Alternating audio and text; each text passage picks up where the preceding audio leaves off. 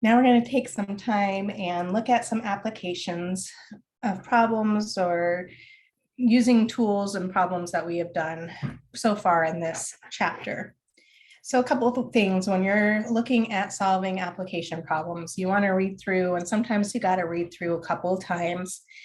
First read through it and then come through and start picking out information and trying to determine what type of a formulas that we know and can use to solve. And so let's read through this first one.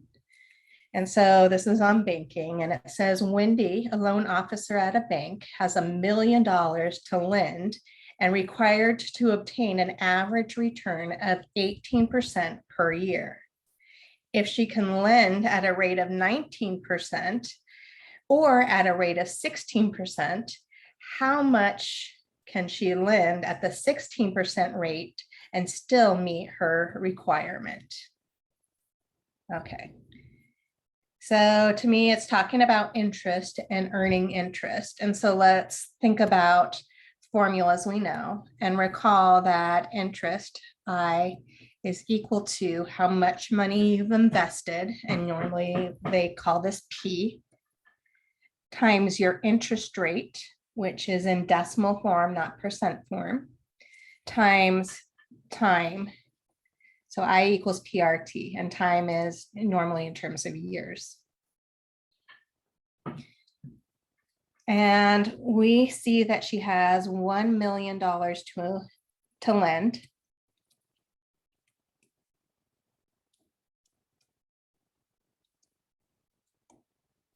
And what else? She is required to obtain a return of 18% per year. So to me, that's telling me that the interest needed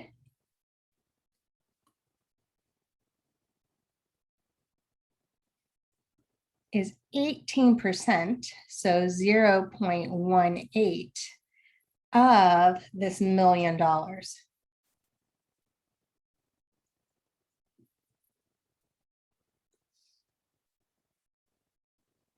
And I'm just going to leave it like that for a second. Normally I would multiply that out. We are told that she can lend at a rate of 19% or at a rate of 16%. Okay, so we have a 19% and a 16% rate. And the question is asking us, though, how much can she lend at 16% rate? So right there, that kind of clues me in what I'm going to let my variable represent. And so part A, I like you guys to set this up this way, is part A, this is defining what your variables are.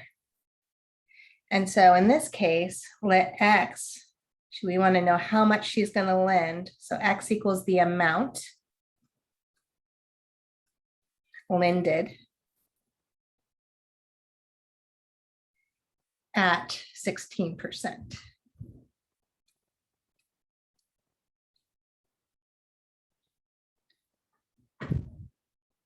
Okay, so we also have money that we're lending at 19%.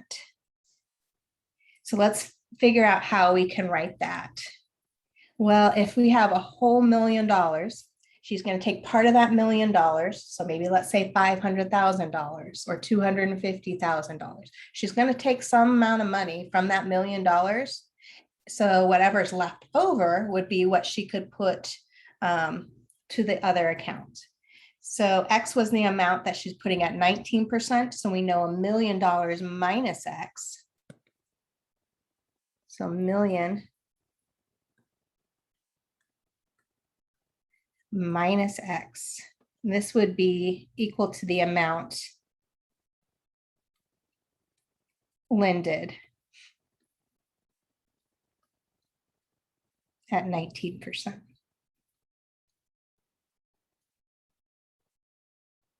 Okay, so we have what our variables represent.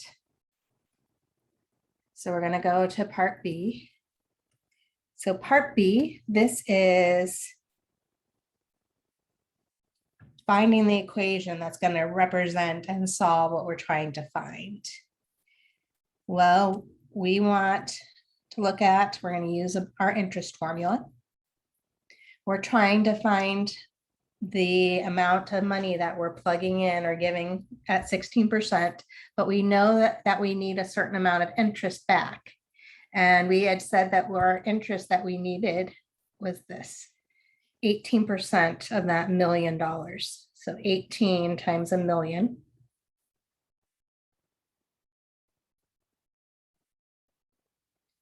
Well, she's getting that interest from two separate accounts. She's getting that interest from the 16% account. So that's the amount of money that you've invested, which in this case was X dollars, times the interest rate. Well, our interest rate, right, was 16%. That has to be in terms of decimal. So move it over twice to the left. So we get 0.16 times the number of years. Well, that's just 1 year. We don't really have to put the 1 year, but I'm going to write that anyways. So plus, that's just interest on the 16%. Now we have to look at the interest on the 19%. Well, it's the principal, how much she's lended. So that's $1 million minus X.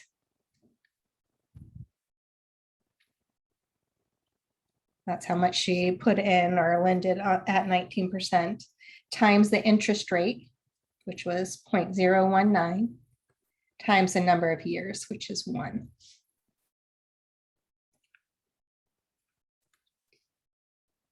Okay, so we've set up that equation to solve.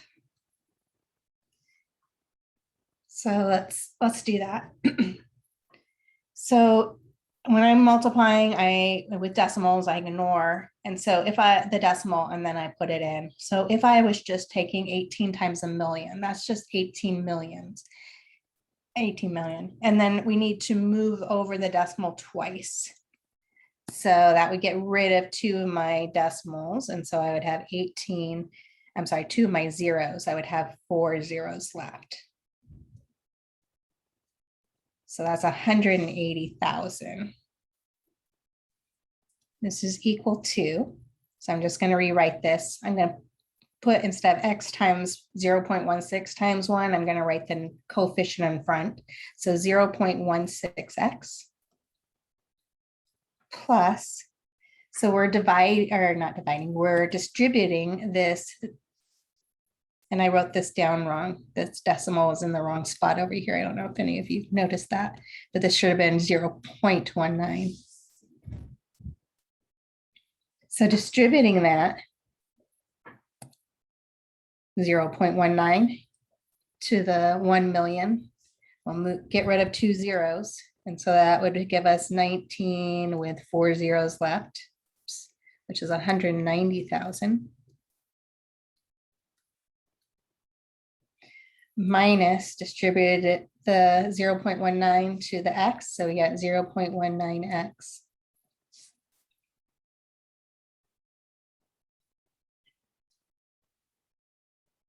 So we want to combine like terms. Notice so we have a 0.16X minus a 0.19X. Opposite sign, subtract. Look at the bigger number without the sign and subtract.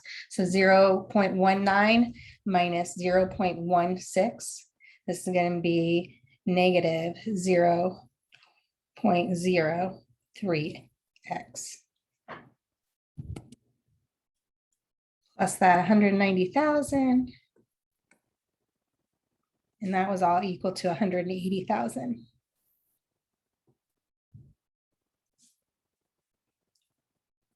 So if we subtract both sides by 190,000 to get X by itself, we get negative 0.03X is equal to, well, 180,000 minus 190,000 is negative 10,000.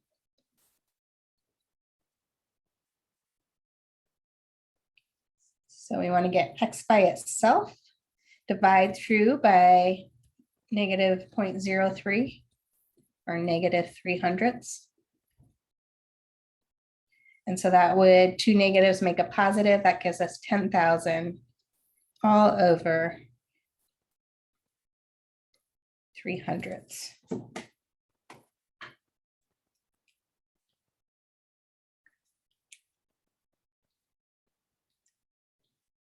Okay. And so this is equal to approximately, I'm rounding and I'm talking about money, so I'm going to the nearest cent.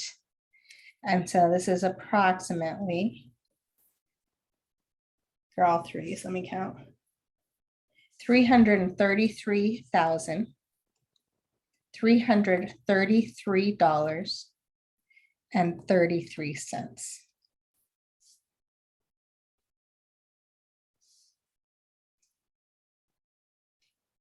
Okay, so we just found out what we want to answer. And so part C, that is writing down your answer.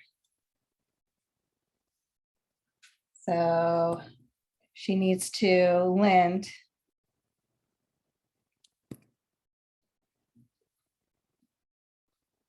$333,333.33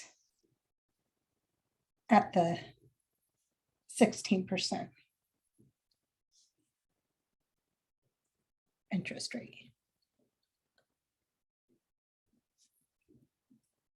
If they had asked us what they needed to do at the 19%, that should be easy to do, right? We know that it was $1 million altogether. And so if we look at $1 million,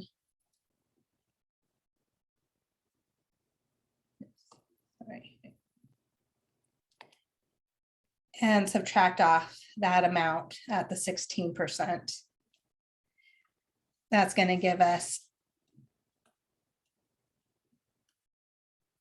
$666,666.67.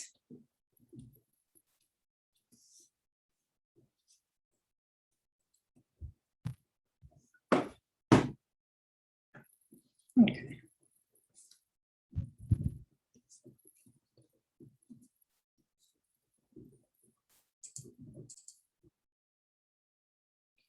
So we have the next example in front of us, and this is on business and a business of mixing candy. What a fun job, right? Especially if you could eat the candy. So a candy store sells boxes of candy containing caramels and creams. Each box sells for $12.50 and holds 30 pieces of candy. All pieces are the same size. If the caramels cost 25 cents to produce and the creams cost 45 cents to produce, how much or how many of each should be in a box to yield a profit of $3? Okay, so we read through it, and let's go through and pull out pieces and try to figure out how we're going to do this. So we know that this sells. So they're selling, each box costs $12.50. And it holds 30 pieces. We know caramel sell for 0.125. Creams cost 0.45. Those are to produce. And we want to know how much money for a profit of $3. So let's think about profit for a second. So our profit is the money that we make after we look at the revenue, how much money we're bringing in for selling our chocolates, minus the cost it took to make those chocolates. And so we're going to use this to help us solve for this. The answer or question it wants us to find is, again, how many of each should be in a box. Okay, So that clues me in that I want my variable to represent either caramel or creams. So let X equal, doesn't matter. Let's just do caramels.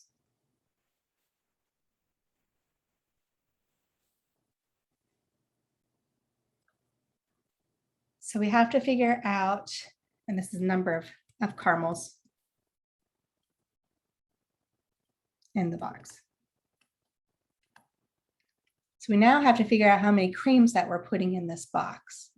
But recall that we have 30 pieces of candy per box. And so similarly to that last problem where we had that $1 million and we were splitting it up, we're gonna take this 30 numbers of chocolate and subtract off how many of them were caramels. And this would equal the number of the creams.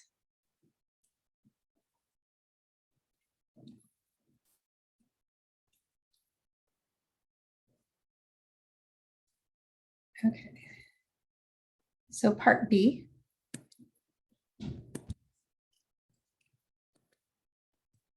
We want to set up our equation. And so we're going to use this fact. So we want profit.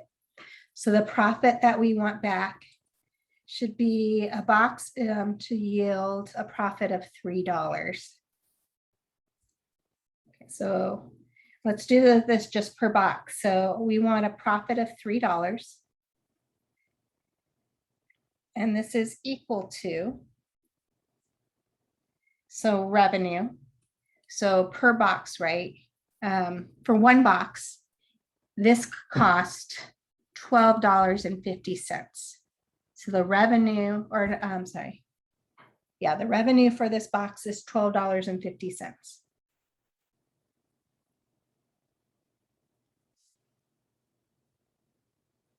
Minus the cost it is gonna take. And so we have to subtract off how much it cost to make the caramel. So for the caramel, it costs 25 cents. So cost 0.25 times the number of caramel that we have in the box, which is X. But I'm also subtracting off the cost it takes to make each cream that I put in the box. And so it's 45 cents for a cream. So 0.45 times the number of creams that are in that box. And we said the number of creams in the box, one box, was 30 minus X.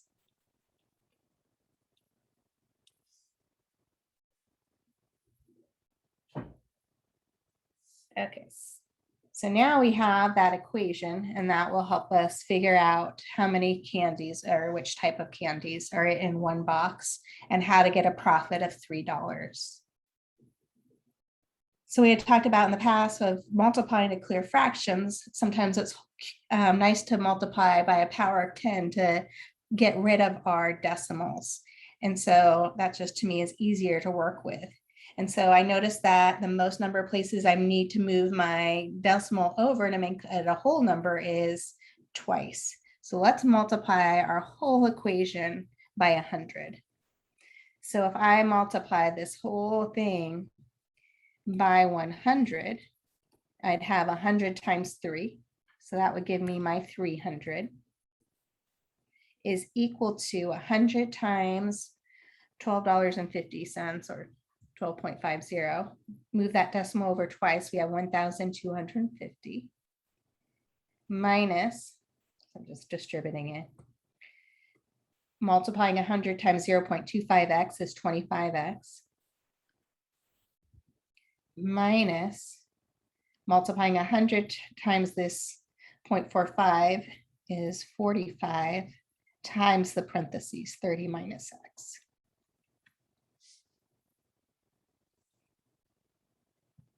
So 300 equals 1,250 minus 25x.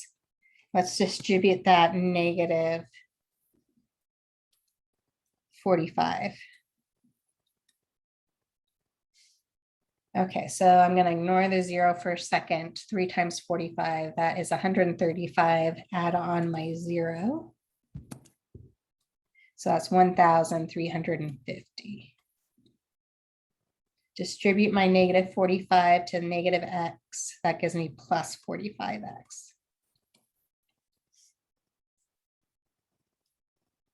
Let's combine like terms. 1,250 minus 1,350, that's a negative 100. 45x minus this 25x, that gives me a plus 20x. So let's add 100 to both sides. So I get 400 equals 20x. Divide through by 20. Well, 400 divided by 20 is 20. So for part C, writing out our answers, X we had said was the number of caramels that we were going to have in the box. So we have 20 caramels. And we said it was 30 minus X was the number of creams. So 30 minus the 20 caramels is 10. So 10 creams.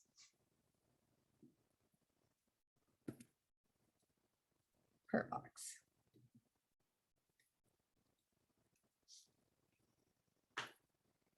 Which, again, when you're doing these applications, just make sure that your answers make sense.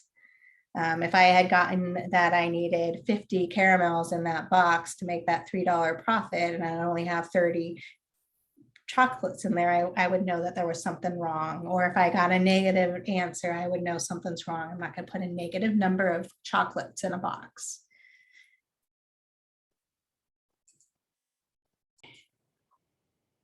So the next type says that we have 2 cars enter the Florida Turnpike at a commercial boulevard at 8 a.m. Each heading for Wildwood. One car's average speed is 10 miles per hour more than the others. The faster car arrives at Wildwood at 11 a.m., a half an hour before the other car. What was the average speed of each car and how far did they travel? So just reading through, I noticed that what type of problem this is, and that this is a distance problem. Or we're going to use the fact that distance is equal to rate, the speed that you're going, times time. And then ours, we're in terms of miles per hour. So distance is in terms of miles and our time is in terms of hours. So let's look at, I tend to like to make sometimes tables, and this was one that I might like to make a table. And so we have 2 types of cars. We got the faster car and we got the slower car.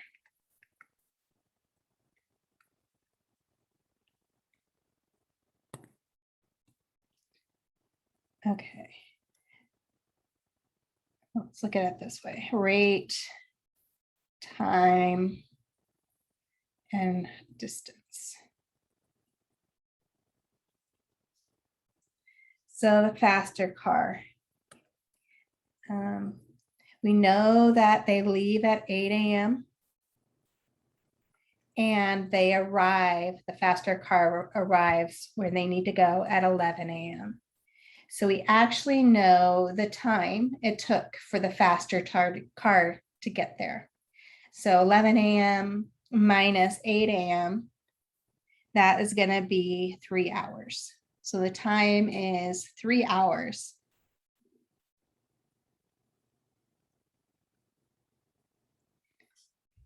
For the slower car, though, it tells us it's, or the faster car got there a half an hour before the other car. So that means to me that the other car, it's arriving a half an hour later. So it's going to take it a half an hour longer to drive there. And so the time for this car is 3 plus 1/2, or 3.5. So let's look at the rate. So the rate of the cars, one car average speed is 10 miles per hour more than the other car's speed. So it's 10 miles per hour more. So if we let R be the slower car, so let R equal the rate of the slower car, then if I add 10 miles per hour onto that rate to the faster car, that gives me their speed.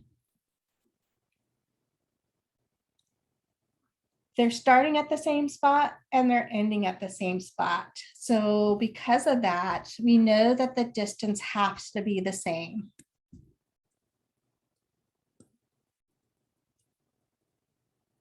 So same distance. And so knowing that distance equals rate times time, I can write out the distance for the faster car. So it's their rate, which is R plus 10, times how long it took them to drive, which was 3.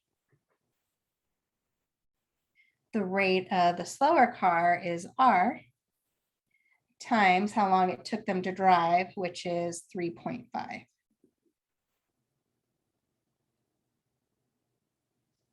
So again, the distance are the same for both cars. And so how we can set that up is set those two distances equal to each other. So for part A, we already defined our variable.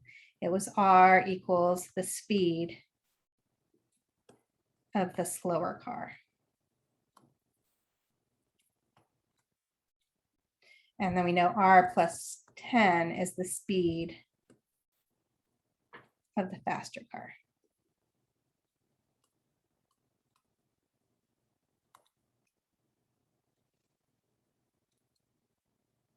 Okay. And we let D equal distance. Just because they also want to know how far they traveled. So part B, setting up our equation. We have 3 all times R plus 10 in parentheses. That distance has to equal the distance of, I'm going to put 3.5 first, 3.5 times R.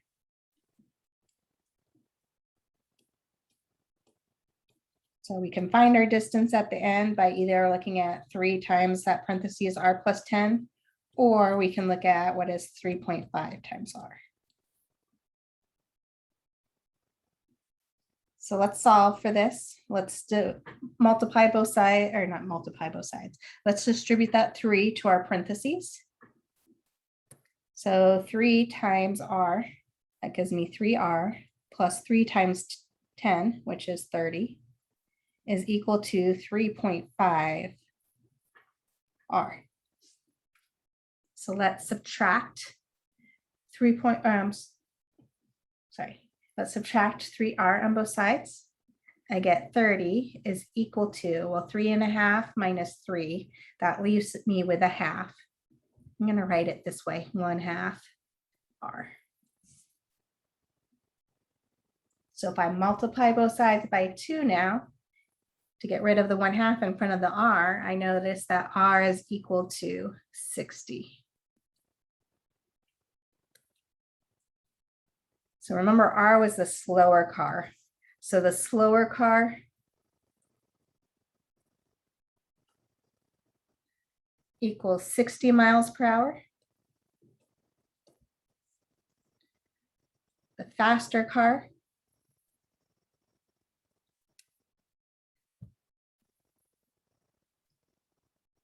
Well, that was 10 miles per hour faster than the slower. So the faster car equals 70 miles per hour. And if we look at this, 70 times 3, so that would be 210. Distance is this, or 3.5 times 60. To me, it's easier to do the other one. So the distance that they traveled was 210 miles.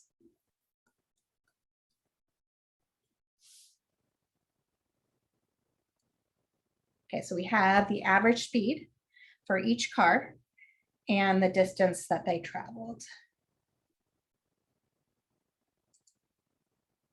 I had a question. So there was a question on how did I get the distance was 210 miles. Well, I knew again that the distance is equal to rate times time. And we also knew that the distance were the same for each car. And so we could take what we found R to be, which was the 60, and either plug it into this R plus 10 in parentheses, which I did here, times 3. Well, we know that R was 60, so 60 plus 10 is 70. 70 times 3 gives us 210.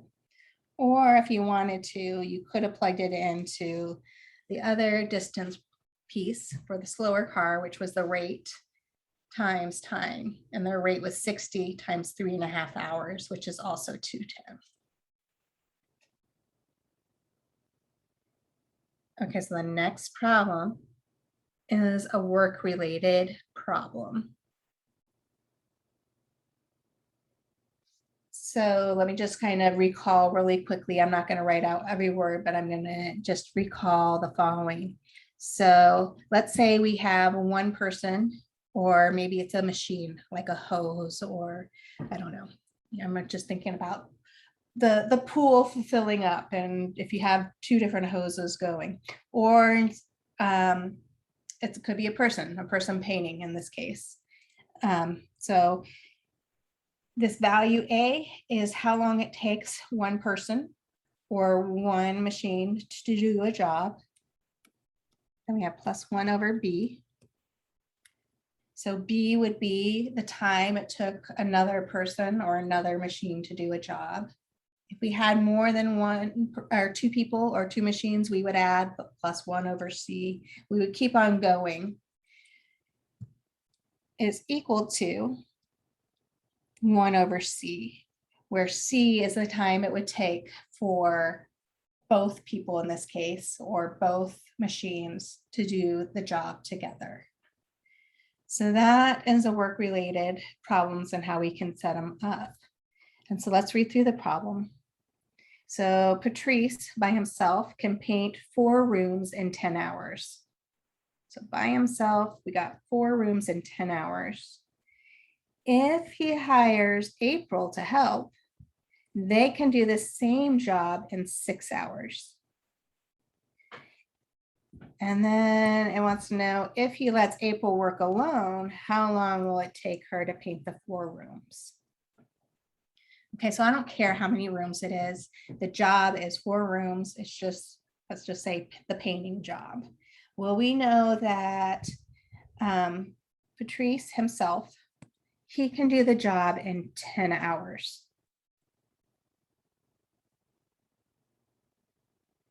So I know that 1 over, so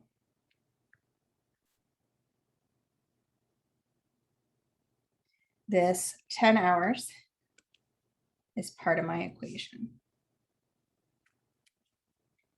Plus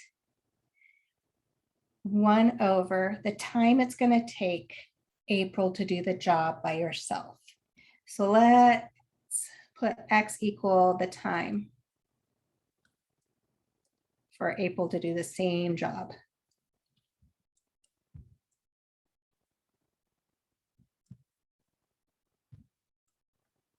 So 1 over X would be plus 1 over X is for April equals 1 over it tells us that if they do the job together,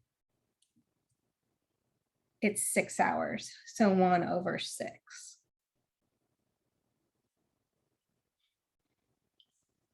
So that's setting up the equation. Once we solve for X, we'll know how long it would take April to do the job by herself. I don't like fractions. I would multiply both sides by my LCD. And if I look at this, my LCD, so the smallest number that 10 and 6 both divide into is 30. And I need an X. So 30X is my LCD.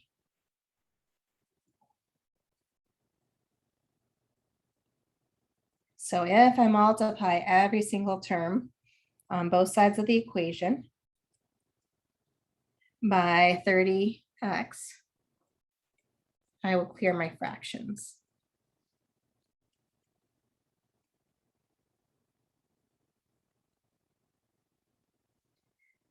Okay, so 10 goes into 30X 3 times, 3X is left.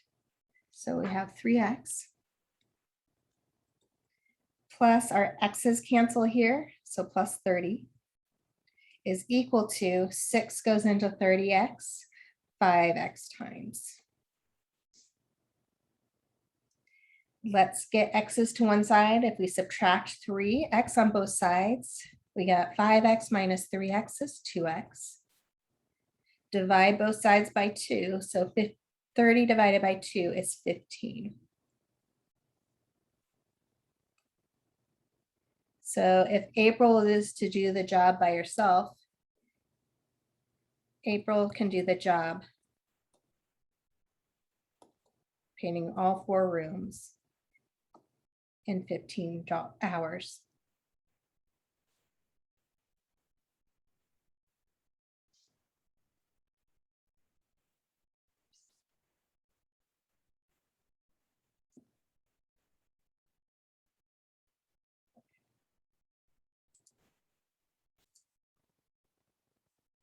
Okay, so I got caught up and answered the question last time on that problem, but I also wanted to mention something on the distance problems. So in that distance problem that we had just dealt with, we were starting at the same place and we were ending at the same place. And so I knew the distance were the same. And so that's the trick on that kind. But sometimes maybe you guys, there's one person starting at one city, one person starting at one city. Maybe you guys want to meet in between and you want to find out what that meeting place is.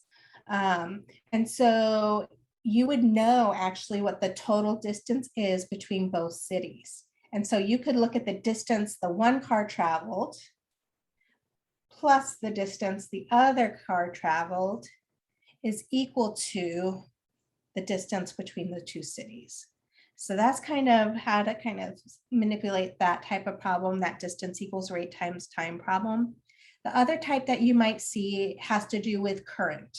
So if we're in a boat and we're going with the current or we're going against the current, or maybe you're flying and you're going with the wind or against the wind, that's either going to speed you up or slow you down on that constant rate that it would have been without those restrictions, the wind or the current.